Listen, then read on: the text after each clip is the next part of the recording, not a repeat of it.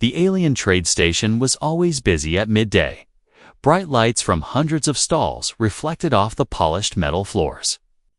Merchants shouted prices, machines beeped, and the smell of food mixed with the scent of strange alien spices. Lyra stood behind her family's stall, arranging baskets of sweet dried fruit from her homeworld. Her long silver hair was tied back, and her sharp violet eyes scanned the crowd. Looking for customers and trouble? That was when she saw him, a thin human boy, maybe 15 or 16. Moving between the crowd like a shadow, his clothes were old and torn, and his face was pale under the harsh lights. He walked past her stall once, eyes scanning the fruit. Then he came back, slower this time. Lyra noticed his hands, one was hidden under his coat. Her instincts told her something was wrong when the boy thought no one was looking. His hand shot out. He grabbed a handful of dried fruit and stuffed it into his coat pocket. It was quick, but not quick enough. Lyra stepped forward. Blocking his path, "Stop," she said, her voice calm but firm. The boy froze, his eyes wide. For a moment, they just stared at each other. Lyra could see fear in his gaze, but also something else, something that didn't match the face of a simple thief. "I wasn't stealing," the boy said quickly, his voice low. "That's not what I saw," Lyra replied, narrowing her eyes. "I was getting food for someone," he said. Lyra tilted her head. "For who?" she asked. The boy's lips pressed together. "I can't tell you," he muttered. Looking away behind them, Lyra heard heavy footsteps. 2 alien guards in black armor were patrolling the market. If they saw him, they would drag him away without listening to any excuses. Humans were not welcome in this part of the station, and a human caught stealing, that could mean prison or worse. "Give it back," Lyra said, holding out her hand. The boy hesitated, then slowly pulled the fruit from his coat. She took it, but instead of calling the guards, she stepped closer. "You're lucky I saw you first," she whispered. The boy looked confused. "Why aren't you turning me in?" he asked. "Because I want to know why a human would risk so much for a handful of food," she said before he could answer. The sound of the guards' boots grew louder. They were getting closer, scanning the market with sharp, unfriendly eyes. The boy's breathing quickened. "They'll kill me," he whispered, his voice shaking. "Not if you move now," Lyra said, without thinking. She grabbed his arm and pulled him toward the back of her family's stall. The boy stumbled but followed, his eyes darting toward the guards. Lyra pushed aside a curtain leading to the narrow alley behind the stalls. "Go," she said, "and don't come back." The boy looked at her for a long moment, his mouth opened, like he wanted to say something, but then he just nodded. He turned and ran, disappearing into the shadows. The guards passed by moments later. Never suspecting anything, Lyra returned to the stall, but her thoughts were no longer on the customers. Why had she helped him? She didn't even like humans. They were reckless, always getting into trouble. But something about that boy's eyes had stayed with her. They weren't the eyes of a greedy thief. They were the eyes of someone desperate, someone who was protecting something or someone. That night, after the market closed, Lyra couldn't sleep. The image of the boy kept replaying in her mind, the fear in his voice, the way he had refused to say who the food was for. Her curiosity grew stronger with every passing hour. If he was still on the station, she wanted to know where he was hiding. And more importantly, why. The next morning, Lyra made a decision. She would follow him if she saw him again. If he was stealing for himself, she would turn him in. But if there was more to his story, she needed to find out.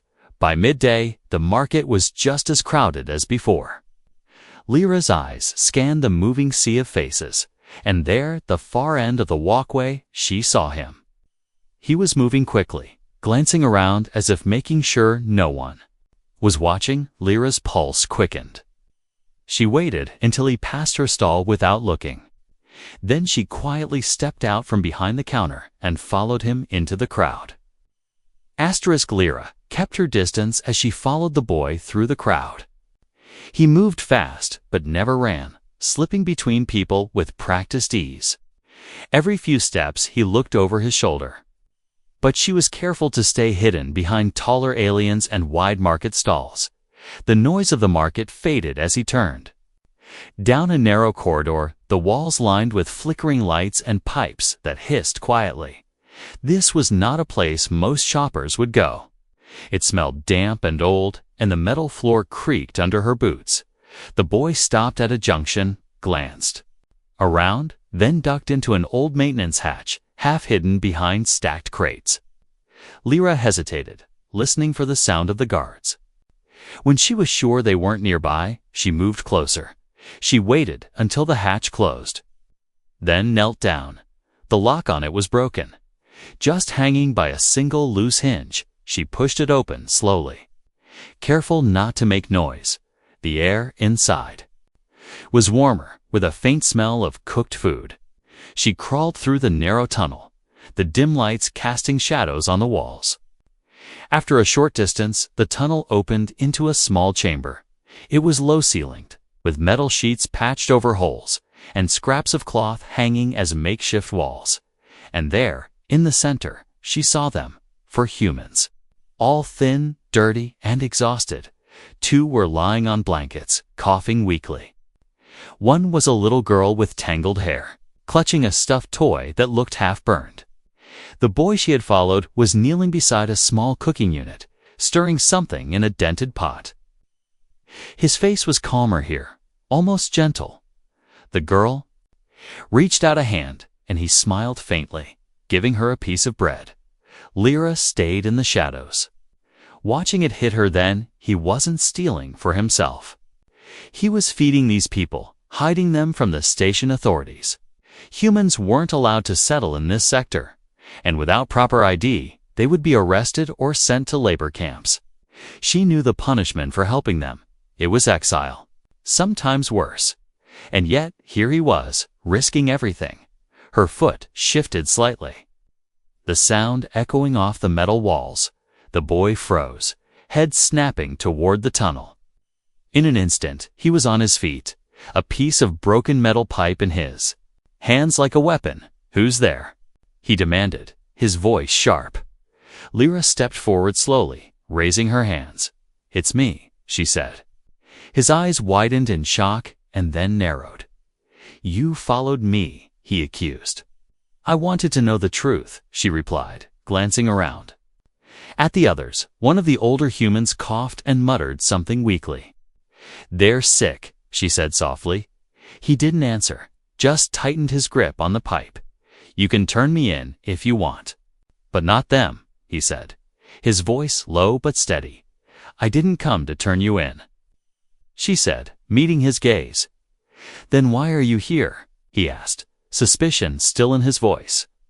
Lyra took a step closer. "Because I've seen that look before," she said quietly. "What look?" "The look of someone who's trying to protect others, even if it costs him everything." His grip on the pipe loosened slightly.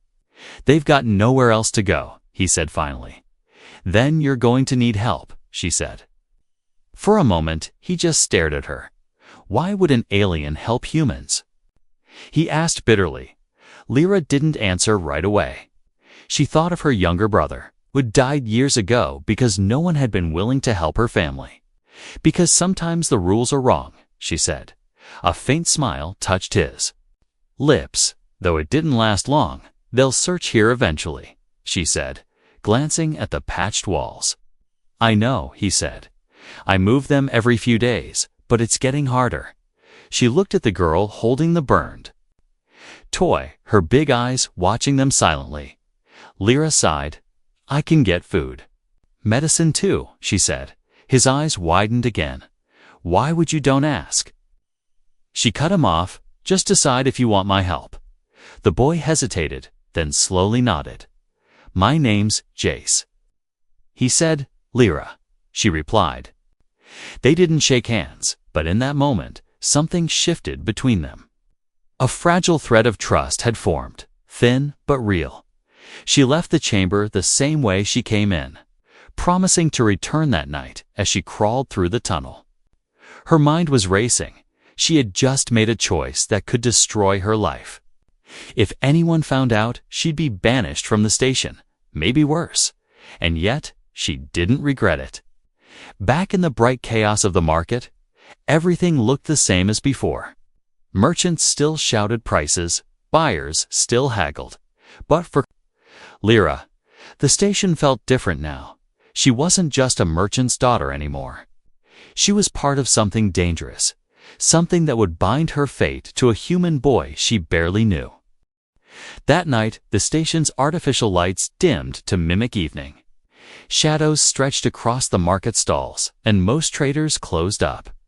Lyra walked with a covered basket in her hands, pretending she was just delivering goods for her family. Inside the basket were packets of dried food, a small bottle of water purifier, and 2 rolls of clean cloth. Her heart beat faster with every step toward the hidden hatch. The fewer people who saw her here, the better. She reached the alley behind. The old crates checked both directions and slipped through the hatch without a sound. The tunnel smelled faintly of rust and smoke. Her hands brushed the cold walls as she crawled forward. The sound of quiet voices reached her before she even entered the chamber. Jace was speaking, his tone low but tense. "If we don't move soon, they'll find us." Lyra stepped out of the tunnel into the dim light. Jace looked up sharply, his eyes narrowing before he recognized her. "You came back?" he said, a hint of surprise in his voice. "I said I would." She replied, setting the basket down. The little girl with the burned toy crept closer. Staring at the basket, Lyra pushed it toward her and smiled. "It's for all of you," she said. The girl hesitated, then reached in for a piece of bread, biting into it quickly, like she was afraid it might vanish. One of the older humans, a man with sunken cheeks, looked at Lyra and spoke slowly. "You're not afraid? We'll betray you." Lyra shook her head. "If you betray me, you'll lose the only person bringing you supplies," she said plainly. The man gave a tired laugh, but there was respect in his eyes. Jace crouched beside her, lowering his voice so the others wouldn't. "Here, there are rumors that guards have been tracking human heat signatures in the old tunnels," he said. "They're getting closer." Lyra frowned. "You need a new hiding place," she said. "I know," Jace replied, "but the safest spots are in the maintenance levels and only station workers have clearance," Lyra thought. For a moment, "My cousin works in maintenance. I can get an access pass," she whispered. Jace's eyes widened slightly. "That's risky." "So is staying here," she said firmly. Their eyes held for a moment, both understanding the weight of the choice. They were already breaking rules, but now they were talking about something that could bring the full force of the stations. Security down on them before either of them could say more. A faint metallic thud echoed through the tunnel. Jace froze, tilting his head. Another thud, closer this time, followed by the distant hum of a scanner. "They're sweeping the tunnels," he whispered urgently. The refugees reacted instantly, gathering their few belongings. The little girl clutched her toy tight, her wide eyes darting to the entrance. Lyra moved quickly, pulling a loose metal panel from one wall. Behind it was a narrow gap barely big. "Enough to crawl through, this way," she said. Jace looked at her, hesitating only a moment before helping the others into the hidden gap. The man with sunken cheeks had trouble fitting through, but Jace pushed from behind until he made it. Finally, Lyra and Jace slipped in, pulling the panel closed just as the sound of boots echoed into the chamber. Through a thin crack, Lyra could see them 2 alien guards in black armor. Scanning the room with handheld devices, one of the scanners let out a faint beep. The guard frowned, adjusting it. Lyra held her breath, praying the heat signatures from their hiding place wouldn't be picked up after what felt like hours. The guard shook his head. "False reading," he muttered. The other grunted, and they left. their footsteps fading into the distance. The hidden space was cramped, forcing them to sit shoulder to shoulder. Ice's arm brushed against hers, and she could feel the tension in his muscles slowly ease. "That was close," he murmured. "Too close." She replied when they finally crawled back out. The chamber was empty and silent. Jace looked around and then at her. "We can't stay here another day," he said. "Then tomorrow night, we move." She replied without hesitation. Back in the main market later that night, Lyra walked with her head high. To anyone watching, she was just another merchant's daughter returning home. But inside, her mind was turning over plans, routes, and lies she might need to tell. She had made a promise unspoken, but real, to keep them safe, and for reasons she didn't want to think too much about. Keeping that promise mattered more than her own safety now. The next day, Lyra worked at the market as if nothing had changed. Her hands moved automatically, arranging fruit and taking payments. But her mind was far away. Every so often, she caught herself scanning the crowd for Jace, even though she knew he would be keeping out of sight. The plan was to move the refugees that night, using a maintenance pass she would get from her cousin. It was dangerous, but the old tunnels were no longer safe. She could still hear the echo of the guards' boots from the night before. By late afternoon, her cousin stopped by the stall.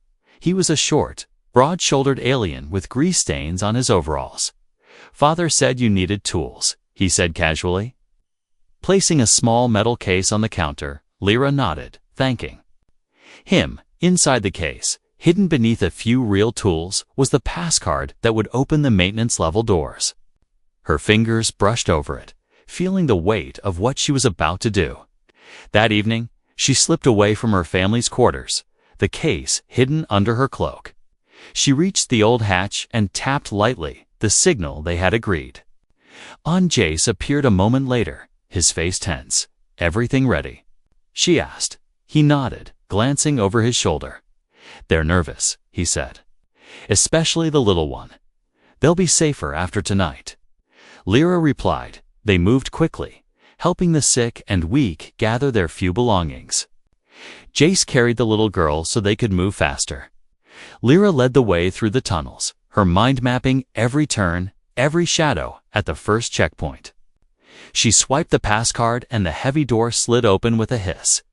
Beyond it was a darker, colder section of the station where few people went unless they worked there. The air smelled faintly of oil and metal. Halfway through, Jace slowed, frowning. "Do you hear that?" he whispered. Lyra stopped, straining to listen. At first, she heard nothing. Then faintly footsteps, but not the heavy boots of armored guards. These were lighter, quicker. She turned a corner and froze. A tall alien merchant was standing there. The same one who had given her strange looks in the market days ago. His eyes darted from her to Jace, to the humans behind them. "Well," he said slowly, "this is interesting." Lyra stepped forward, blocking his view of the others. "You shouldn't be here," she said sharply. He smiled thinly. "And neither should you," he replied. "I wonder what the station guards would say if they knew the merchant's daughter was smuggling humans." Jace's grip tightened on the little girl, his eyes hard. "What do you want?" he asked quietly. The merchant's smile widened. "Oh, nothing much. Just a favor now and then." Lyra felt her stomach twist. He wasn't going to report them, not yet. He wanted control, leverage. "I don't make deals with blackmailers," she said, her voice cold.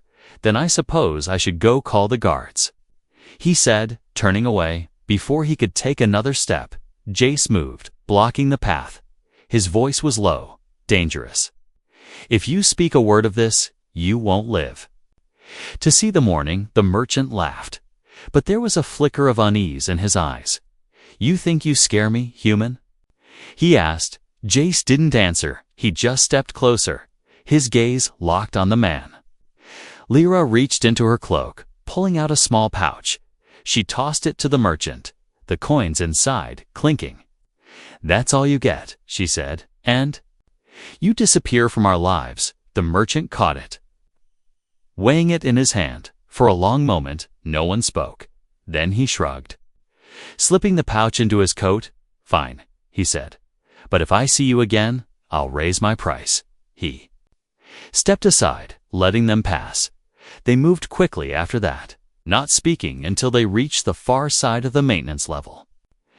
There, behind a locked service door, was an unused storage room. It smelled of dust and old wires, but it was dry, hidden, and safe. The refugees settled in, their relief almost visible. Jace set the little girl down, and she immediately curled up with her toy. You should go, he said to Lyra quietly. They'll notice you're missing soon. She nodded, but didn't move right away. Instead, she looked at him, really looked.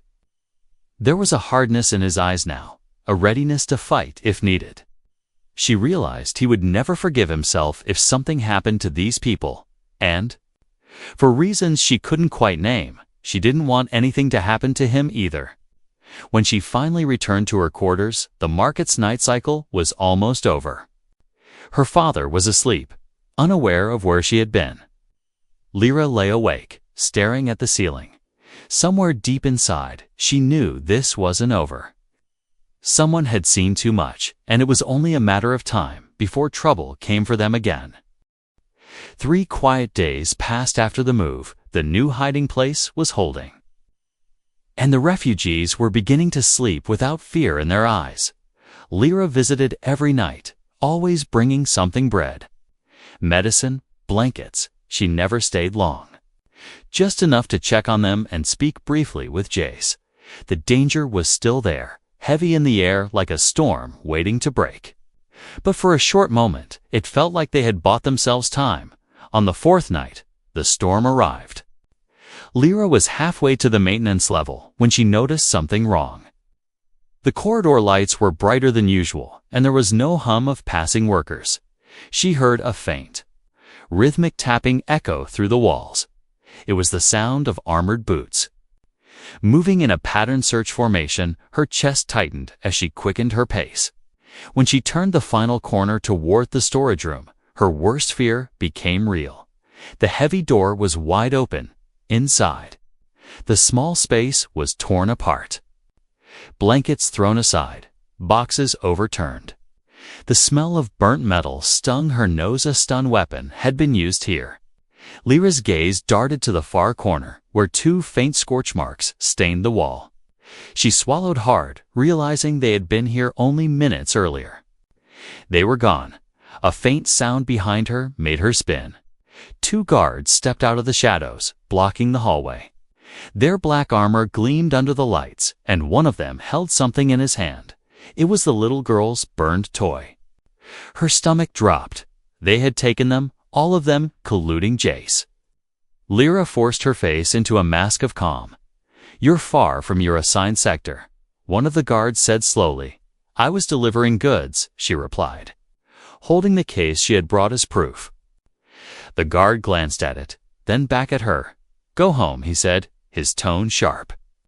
She walked away without arguing, but her mind was already racing by the time she reached the main market. The stalls were closing for the night, the lights dimmed, leaving most of the station in shadows. She slipped into a quiet corner and leaned against the wall. Her breathing was quick, her thoughts moving faster. She knew the guards wouldn't execute the refugees immediately. They would want to make an example. They would wait for the weekly security demonstration in the public square. That gave her less than 2 days. Her first thought was to go to her cousin, but that would drag her family into this if they were caught. Her father's entire trade license could be revoked. She couldn't risk it. That left only one option: do it alone. She had never broken into a guard-holding cell before, but she had listened to enough maintenance workers to know the layout. There was a side access route used for food deliveries. Narrow enough to avoid most patrols, she would need the pass card again, and a way to disable the electronic locks the next morning. She found herself in the back of a small tool shop in a forgotten part of the station. An old alien mechanic worked there, his hands covered in grease, his eyes sharp despite his age. He had once owed her father a favor, and now she was here to collect. "I need a jammer," she said simply. He looked at her for a long time, then reached under the counter and slid over a small black device. "You never got this from me," he muttered. She nodded. Slipping it into her cloak, by nightfall, she was at the edge of the guard sector. From her vantage point above, she could see the holding cells through a row of barred windows in one of them. Jace was sitting against the wall, his head tilted back, even from here. She could see the bruise along his jaw. The sight made her grip tighten on the edge of the railing. He wasn't broken yet, but they would try to break him soon. She waited until the outer patrol passed, then moved. The side route was just as narrow as she remembered, the walls close enough to scrape her shoulders. The smell of disinfectant grew stronger the closer she got to the food delivery hatch. She pressed the jammer against the lock. And after a few seconds, the green light blinked off. The hatch clicked open, and she slipped inside. The corridor beyond was quiet. The only sound the faint hum of machinery she kept to the shadows. Moving toward the row of cells, every step brought her closer to Jace. She didn't know how she would get him out yet, but she knew one thing: she wasn't leaving without him. The cell block smelled of metal and stale air. Lyra moved silently, her boots making no sound on the polished floor. The dim lights above flickered, casting long shadows that danced along the corridor walls. She kept her hood low, hiding her face from the security lenses. Her heart pounded in her ears, each beat louder than the last. Every step was a risk. If she was seen, she wouldn't just be punished. She would vanish from the station forever. Through the bars, she spotted Jace again. He was sitting upright now, his eyes fixed on the opposite wall. A guard passed by his cell. Glancing inside but saying nothing, Lyra waited until the guard turned the corner, then moved closer. She pressed herself against the wall beside his cell and whispered, "Jace." His head turned sharply, disbelief flashing in his eyes. "You're insane," he whispered back. "Maybe," she said, "but I'm here to get you out." He glanced toward the hallway, his voice tense. "They're keeping the others in the cell across from me." Lyra peered through the narrow slot in the door across from his. She could see the little girl holding her burned toy. The older man slumped against the wall. "They look exhausted," she murmured. Jace nodded. "They've been questioning us for hours." She pulled the jammer from her cloak. "This should open the locks, but once one door opens, an alarm will trigger," she said, "so we move fast." Jace replied, his voice steady. Her fingers trembled slightly as she pressed the device against his cell's lock. A faint buzz filled the air. And then the door clicked open. Jace stepped out quietly. His eyes scanning for movement, they crossed the hallway to the other cell. The older man's eyes widened in surprise as the lock clicked open. "Not a word," Jace said, ushering them out. The little girl clung to Lyra's cloak, her small fingers gripping tight. The air felt heavier now, every second stretching longer. They moved toward the side corridor, but halfway there, a voice rang out behind them. "Stop right there." 2 guards were blocking the main exit, weapons raised. Lyra's pulse spiked. Jace stepped forward slightly, his body between the guards and the others. "Go," he whispered to her without looking back. But Lyra didn't move. Instead, she reached into her cloak and pulled out a small metal sphere. The mechanic had given it to her just in case, warning her it was unstable. She pressed the button and tossed it down the hallway. The sphere hit the floor and erupted in a burst of blinding light and thick smoke. The guards shouted, their voices muffled. Lyra grabbed Jace's arm and pulled him toward the maintenance hatch. The others followed, coughing in the smoke. Her eyes watered. But she didn't slow. They burst through the hatch and into the narrow delivery shaft. The door clanging shut behind them. For a moment, the world was silent except for the sound of their breathing. "We can't go back to the old place," Jace said between breaths. "They'll search every tunnel now." "I know somewhere else," Lyra replied. already leading them through the cramped shaft. It was even tighter than the tunnels they had used before. Forcing them to crawl in places, the smell of oil and dust clung to the air. Behind them, faint shouts echoed. Growing closer, "They're coming," the older man whispered, panic in his voice. Lyra pushed them forward until they reached a rusted hatch with a broken seal. She forced it open, revealing a long-forgotten cargo bay filled with empty crates and shadows. The bay was cold, the hum of the station distant.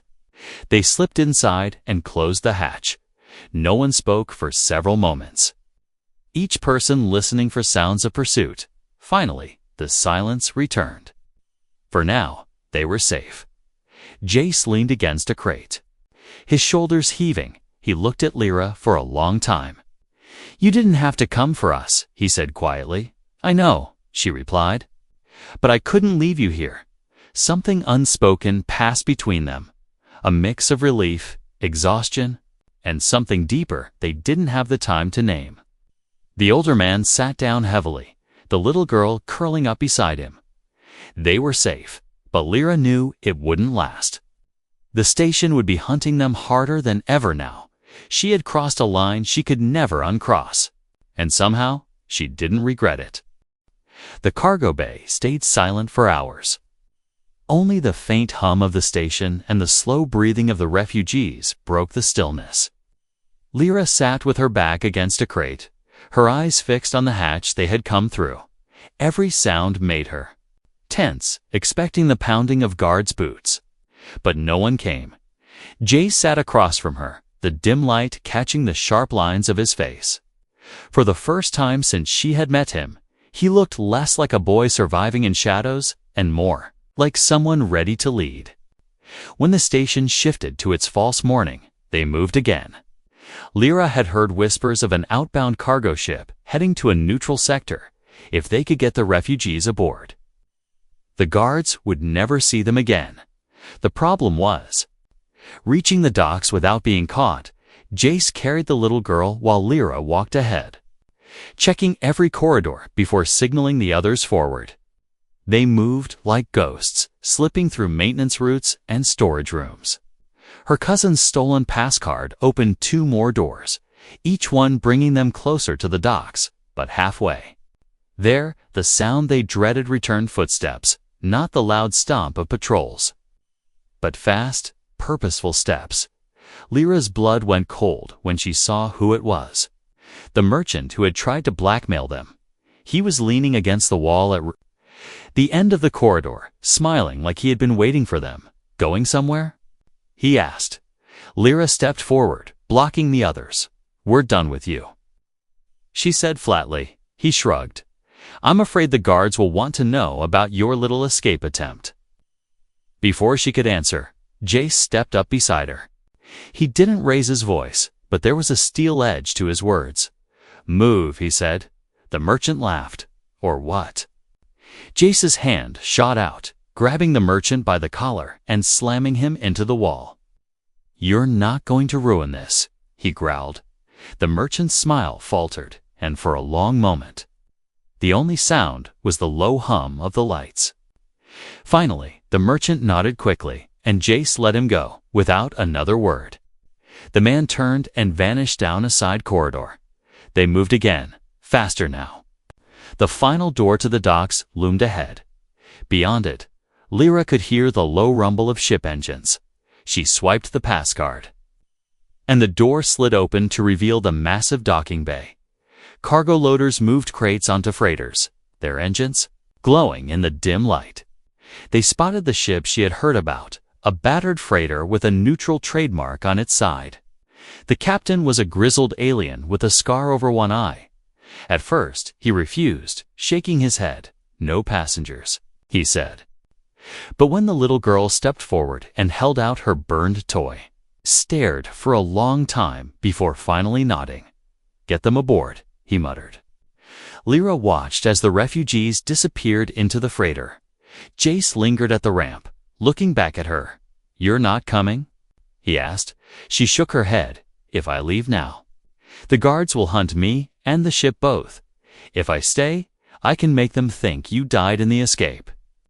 He stepped closer, lowering his voice. "I'll come back for you."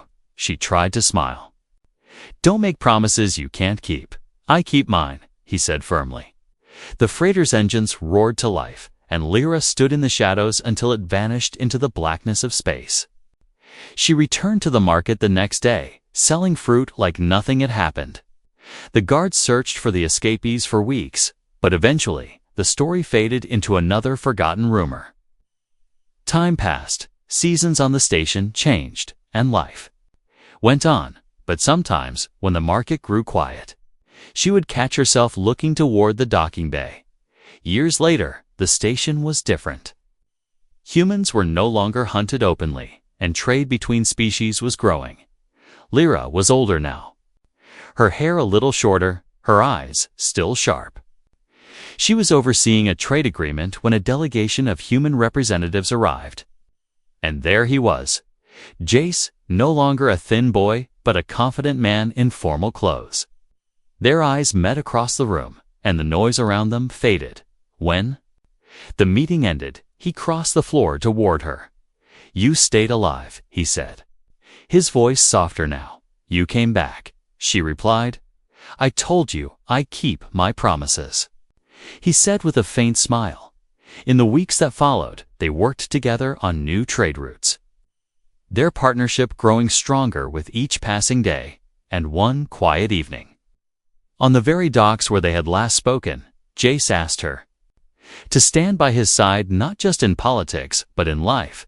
The alien girl who once caught a boy stealing in the market now held his hand as they looked out over the ships. The years had changed everything, but some promises truly lasted forever.